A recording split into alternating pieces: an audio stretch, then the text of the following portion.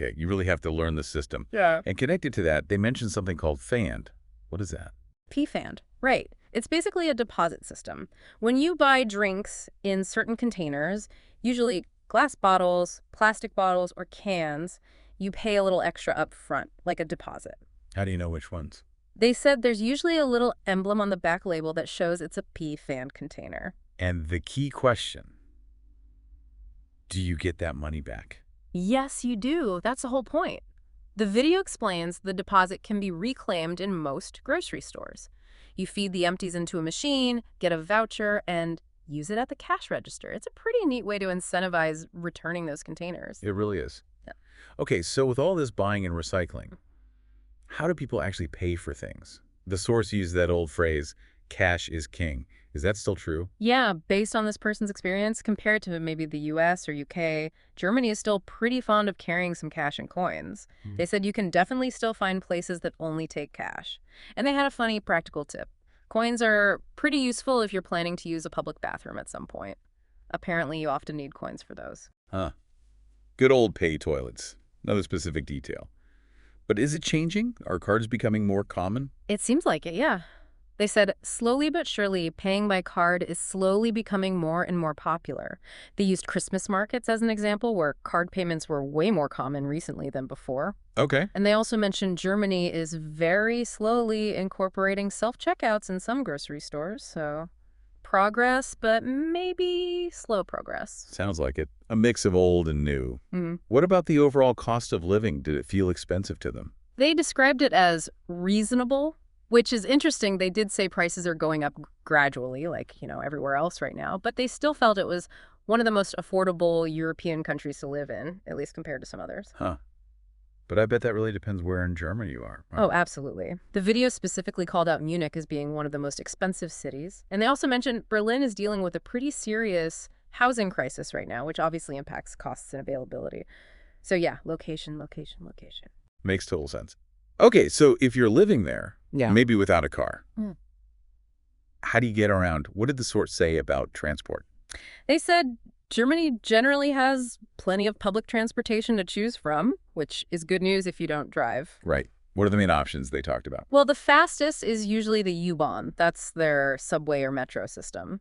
Then you've got buses, which they said often link up smaller towns or are just an alternative if the trains aren't running right. And trains. Big train network in Germany, isn't there? Yep.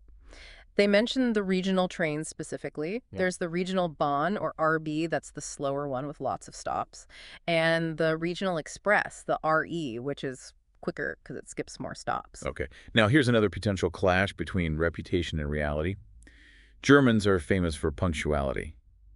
But how were the trains, according to the video? Yeah, this was interesting. Their experience, trains are not punctual. They actually said trains were late or delayed around 50% of the time, especially on longer journeys. 50%. Wow. Mm-hmm.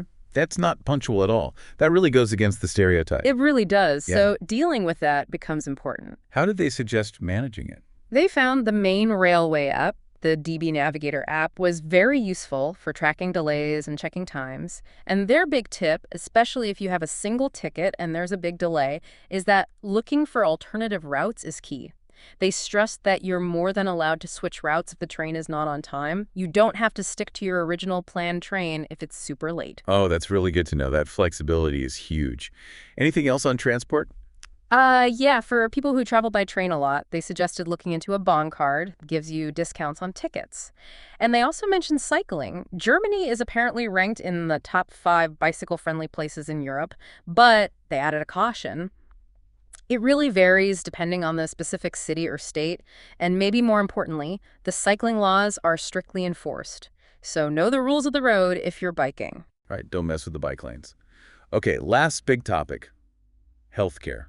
What was the overall impression from the source? They actually described the system as great. Great. What makes it great in their view? Well, they explain that the government provides free healthcare for all its citizens, funded through taxes, and something like 87% of people use the public health insurance, which apparently covers almost all medical treatments. Sounds pretty comprehensive. It does sound good.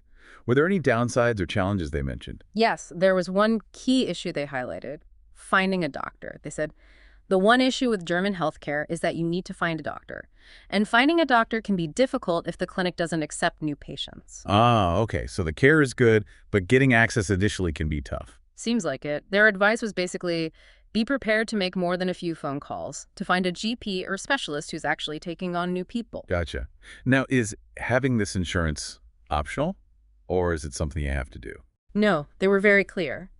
It's mandatory for all residents, whether employed or unemployed, to have some kind of health insurance. No exceptions. Even if you work for yourself, like a freelancer. Yep. They specifically mentioned that freelancers and self-employed folks need to sort this out themselves. You can't just opt out. And what if you just don't?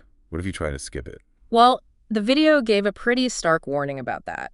If you're uninsured for, say, 6 months, you'll eventually get a letter saying that you need to pay for the previous month you haven't been insured. And they stress that it can all add up to quite some amount, so definitely not advisable to ignore it. Definitely not. Wow. Okay, so we've really dug into this personal account of moving to Germany. We've touched on, well, the shock of potentially needing to install your own kitchen in an unfurnished flat. The different work types, including that tax-free mini-job but without the healthcare, and those warnings about sketchy minimum wage situations. Right. The seriousness of Sundays and general quiet hours. The Ruhezeiten. Yeah. The detailed recycling, the fan deposit system, the whole cash versus card thing slowly changing. The surprisingly unpunctual trains. Exactly. And the healthcare system, great coverage, but mandatory and potentially tricky finding a doctor at first. Yeah, and looking at all these specific kind of granular things from the video, it gives you such a different feel than just reading, the official rules. It paints a much richer picture of what navigating daily life is actually like. Absolutely. So for anyone out there who's maybe thinking about a move like this, or even if you're just curious about how things work differently in another country, these kinds of on-the-ground insights are just gold. It really makes you think, doesn't it? We've talked about all these systems, the recycling rules, the quiet hours, mandatory insurance, fan deposits. It raises this interesting question for you, the listener, to ponder. In a place that seems so systematic, how much does actually fitting in and living smoothly depend not just on knowing the official rules, but on really mastering all those little specific, maybe unwritten details of how you're supposed to operate within them day to day?